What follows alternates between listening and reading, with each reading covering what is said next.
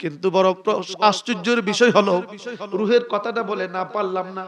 অনেক জনে আমাকে প্রশ্নটা করেছে, মাওলানা আল্লামা এনায়েতুল্লাহ আব্বাসী সাহেব, আল্লামা এনায়েতুল্লাহ আব্বাসী সাহেবকে একটা প্রশ্ন করেছে।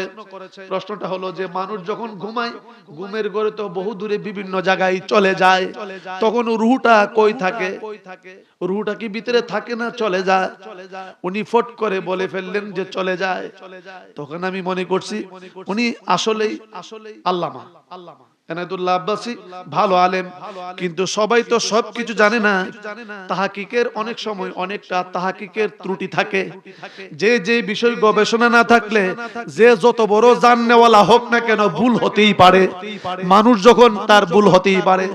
আমি তখন এই কথাটা শুনে হাসলাম, মুড়ে মুড়ে নিজে নিজে হাসতেছি।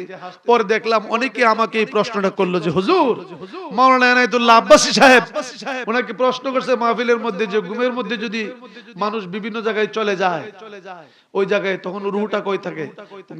তার ভিতরে থাকে নাকি চলে যাক? না, রুহু চলে যায়। তখন আমি মনে মনে হাসলাম, আর আমি তাদেরকে বললাম যে উনি হয়তো এই বিষয়টা গবেষণা করে নাই, অ্যানালাইসিস করে নাই ভালো করে, এই বিষয়টাকে উনি কি করে নাই, তাহকিক করে নাই।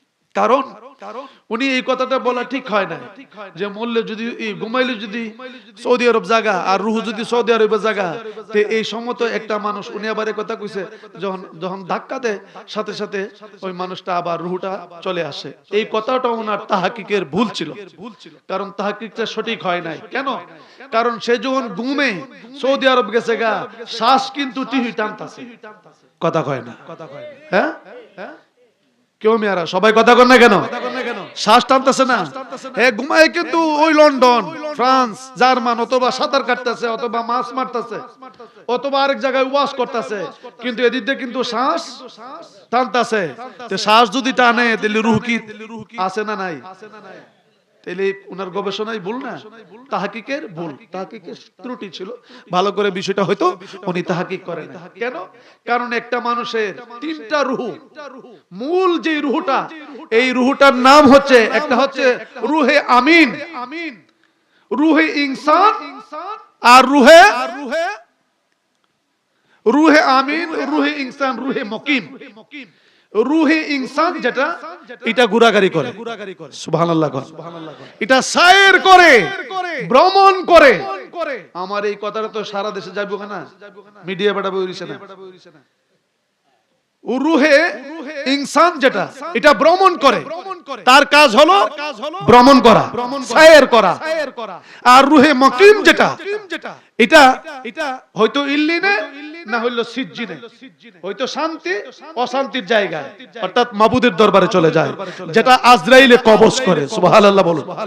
এটার নাম রুহে মুকিম। আর রুহে ইনসান যেটা, রুহে আমিন যেটা, রুহে ইনসান, রুহে মুকিম, রুহে আমিন। রুহে আমিন যেটা, এই রুহটা কবরে থাকে সব সময়, সুবহানাল্লাহ। অর্থাৎ যাকে যেখানে দাফন করে সেখানে থাকে। এই জন্য বলা হয় আসসালামু আলাইকুম ইয়া আহলাল কবর, সুবহানাল্লাহ বলুন না।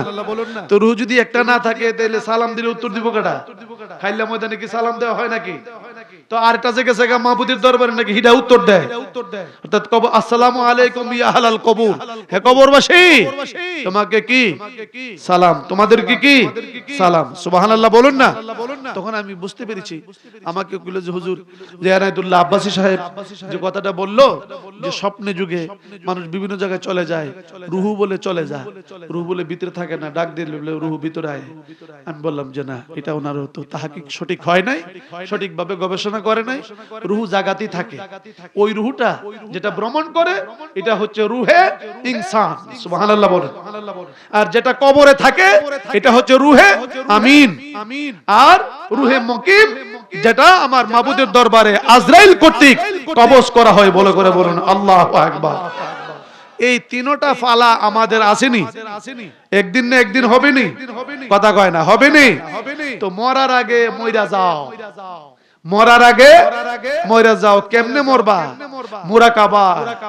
মরার আগে ধ্যান করো, চোখ বন্ধ করো, আমি কে, কোথায় ছিলাম, কোথায় আছি, কোথায় যাব, আবার আমার কি অবস্থা হবে, আমার মাবুদ না জানি আমার সাথে কি ব্যবহার করে, ফেরেশতারা আমার সাথে না জানি আমার কোন ত্রুটির কারণে কি আচরণ করে। এই ভয় যাদের ভিতরে কাজ করে, আমার আল্লাহ বলেন বান্দারে প্রতিটি কাজ ইত্তাকুল্লাহ, আমি আল্লাহকে ভয় করো।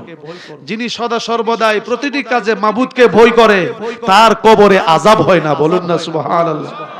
তাহলে মহল্লায় মাহফিল হইলে কবরবাসী আসে চতুর্দিক দা, ও যে একটা রুহু ঘোরাঘুরি করে, তাইনের কাজ হলো কোথাও একটা নেক পাওয়া যায় কিনা। সুবহানাল্লাহ কয় না রে, একটা নেকের আশা, দুইটা নেকের আশায় আজকে এই সর্দার পাড়ায়, মহল্লা পাড়ায়, ইমুকের পাড়ায় একটা মাহফিল হইছে, দেখি আমার পুলা নিয়ে গেছে, আমার দাদা নিয়ে গেছে, আমার চাচা নিয়ে গেছে, আমার বাপ নিয়ে গেছে, আমার ভাই নিয়ে গেছে, আমি দুইটা নেক নি পাই। সুবহানাল্লাহ বলবেন না? এই জন্য বাবারা একটা কথাই মনে রাখবেন, মানুষকে আপনার শক্তি আছে, 4-5 ফুট আছে, হেবাড়ার ফুট নাই, বাইরে ফালাই দিলে এটা আল্লাহ সহ্য করবে না। মনে রাখেন, আপনার গোষ্ঠী বড়, হেবাড়ার গোষ্ঠী দুর্বল, আপনি গিয়ে হুদুদি গিয়া কুস্তা কইবার আগে ওই আইজ যাতা হেন বেটার জায়গা দখল করেন, কুস্তা কইলে আবার কুইদা যান। আসেনি আসেনি রঙ্গ রসের দিন ছিল সবার একদিন, রঙ্গ রসের দিন ছিল সবার একদিন, 12 ঘন্টা বেলা ডুবে সন্ধ্যা হলো, পাখি উড়ে যাবার বুঝি সময় এলো। সুবহানাল্লাহ কয় না? পাখি উড়ে যাবার বুঝি সময় এলো, শরীরের চামড়া ছিল টান, গলা ছিঁড়ে গাইতাম গান, গলার আওয়াজ কত ভক্ত শ্রোতাই শুনিল, এখন পাকিল মাথার চুল, কথা বলতে করে ভুল, এ বুঝি চলে যাওয়ার সময় এলো, পাখি উড়ে যাবার বুঝি সময় এলো। সুবহানাল্লাহ কয় না? গণ গণ আসে দম, দু চোখে দেখি কম। সুবহানাল্লাহ কয় না রে? বুড়া হইলে কি বলেন? গণ গণ আসে দম, দু চোখে দেখি কম, পিছে পিছে জম আমার ঘুরতে লাগিল। হ্যাঁ কেডাইলা কেডাইলা জম কেডাও কয় না মালা কোল। গণ গণ আসে দম, দু চোখে দেখি কম, পিছে পিছে জম আমার ঘুরতে লাগিল। ও